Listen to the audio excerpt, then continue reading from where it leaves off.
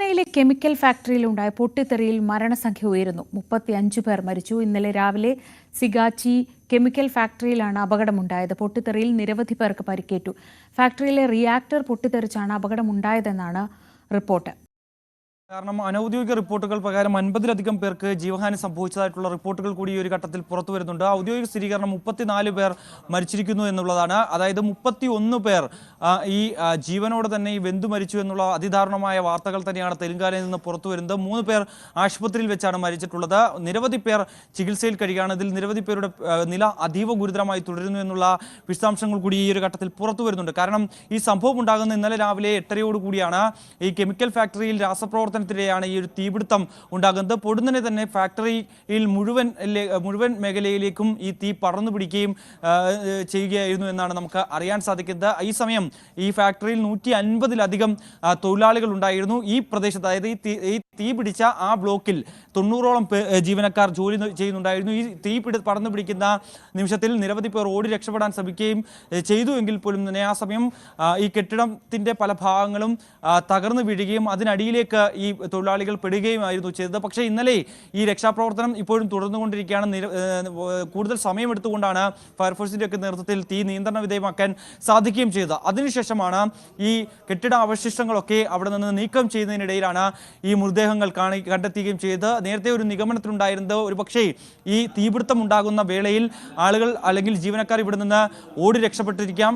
അതുകൊണ്ട് തന്നെ കൂടുതൽ പേർക്ക് അപകടമുണ്ടാകാനുള്ള സാധ്യതയില്ലായിരുന്നായിരുന്നു കണക്കുകൂട്ടിയതെങ്കിൽ പിന്നീട് കാര്യങ്ങൾ മാറി മറിയുകയായിരുന്നു. ഈ തീ നിയന്ത്രണ വിധേയമാക്കിയതിനു ശേഷമാണ് ഇത്രയും വലിയൊരു ദുരന്തമാണ് നടന്നതെന്നുള്ള റിപ്പോർട്ടുകൾ പുറത്തു വരുന്നത്. കാരണം അത്രത്തോളം മൃതദേഹങ്ങൾ ഈ അവശിഷ്ടങ്ങൾക്ക് ഇടയിൽ നിന്ന് കണ്ടു. പലരെയും ശരീരഭാഗങ്ങൾ കൂടുതൽ വെന്തുരുകിയ നിലയിലാണ് കണ്ടെത്തുകയും ചെയ്തത്. അതിൽ ചിലരെ രക്ഷപ്പെടുത്തി ആശുപത്രിയിൽ എത്തിച്ചുവെങ്കിൽ പോലും തന്നെ അവർക്കും മരണം സംഭവിക്കുകയായിരുന്നു എന്നുള്ളത് തന്നെയാണ്. നിലവിൽ തെലങ്കാന മുഖ്യമന്ത്രി രേവന്ത് റെഡ്ഡിയും ആരോഗ്യമന്ത്രി ഉൾപ്പെടെയുള്ളവർ ഈ അപകട സ്ഥലം സന്ദർശിക്കുകയും ഒപ്പം തന്നെ തുടർ നീക്കങ്ങൾ അല്ലെങ്കിൽ തുടർ നടപടികൾ സംബന്ധിച്ച് ഏകോപിപ്പിക്കുന്നതിന് വേണ്ടി ഒരു പ്രത്യേക സംഘത്തെ നിയോഗിക്കുകയും ചെയ്തു. ആശുപത്രിയിലുള്ളവരുടെ ചികിത്സ ഉറപ്പാക്കിയതിനു വേണ്ടിയുള്ള എല്ലാ ക്രമീകരണങ്ങളും ചെയ്തിട്ടുണ്ട് എന്നുള്ളത് തന്നെയാണ്. അതായത് സിഗാച്ചി ഫാർമ പ്ലാന്റിലെ ഒരു പ്ലാന്റിലാണ് ഇത്തരത്തിലൊരു അപകടമുണ്ടാകുന്നത്. രാസപ്രവർത്തനത്തിനെയാണ് ഈ ഒരു റിയാക്ടർ പൊട്ടിത്തെറിച്ച് ഇത്തരത്തിൽ വലിയൊരു അപകടത്തിലേക്ക് കാര്യങ്ങൾ നയിക്കുകയും ചെയ്ത് പൊടുന്നനെ തന്നെ തീ പെട്ടെന്ന്, നമുക്കറിയാം ഈ കെമിക്കൽ ഫാക്ടറിയാണ്, അതുകൊണ്ട് തന്നെ ഈ കെമിക്കൽ സാധനങ്ങളാണ്, അതുകൊണ്ട് തന്നെ പെട്ടെന്ന് തന്നെ ഈ ഒരു തീ പടർന്നു പിടിക്കുന്ന ഒരു സാഹചര്യം ഉണ്ടാകും. ആ സമയത്ത് 150-ലധികം പേർ ഇവിടെ ഉണ്ടായിരുന്നു. ഈ തീ പിടിച്ച സ്ഥലത്ത് മാത്രം 90ഓളം പേരുണ്ടായിരുന്നു എന്നുള്ളതാണ്. നിരവധി പേർ ഇപ്പോഴും ഇതിന് അടിയിൽ കുടുങ്ങിയിട്ടുണ്ട്. അതായത് ഈ 150 പേരിൽ ചെറിയ പരിക്കേറ്റ് രക്ഷപ്പെട്ട നിരവധി പേരുണ്ട്. ഒപ്പം തന്നെ കുറേയധികം ആളുകളെ ഇനിയും കണ്ടെത്താനുണ്ട്. അവരൊക്കെ ഒരുപക്ഷെ ഈ ഒരു ഈ കെട്ടിടാവശിഷ്ടങ്ങളിൽ അടിയിൽ പെട്ടിട്ടുണ്ടാകുമെന്നുള്ളൊരു നിഗമനത്തിലാണ് ഈ പോലീസും ഒപ്പം തന്നെ ഫയർഫോഴ്സും ഒക്കെ ഉള്ളത്. അതിൻ്റെ അടിസ്ഥാനത്തിൽ ഇവ നീക്കം ചെയ്തുകൊണ്ട് നമ്മൾ ദൃശ്യങ്ങളിൽ കാണുന്ന പോലെ തന്നെ ഏറെ പ്രയാസപ്പെട്ടാണ്, അത്രത്തോളം ശ്രമകരമായിട്ടുള്ള ദൗത്യമാണ്. തീ ഇപ്പോഴും നിയന്ത്രണ വിധേയമായി എങ്കിൽ പോലും തന്നെ പുകപടലങ്ങൾ ഉയരുന്നുണ്ട്. കറുത്ത പുകപടലങ്ങളാണ്. ഒപ്പം തന്നെ അവിടേക്ക് ആളുകൾക്ക്, കാരണം ഈ കെമിക്കൽ ഫാക്ടറി ആയതുകൊണ്ട് തന്നെ അത് മനുഷ്യർക്ക് വലിയ രീതിയിൽ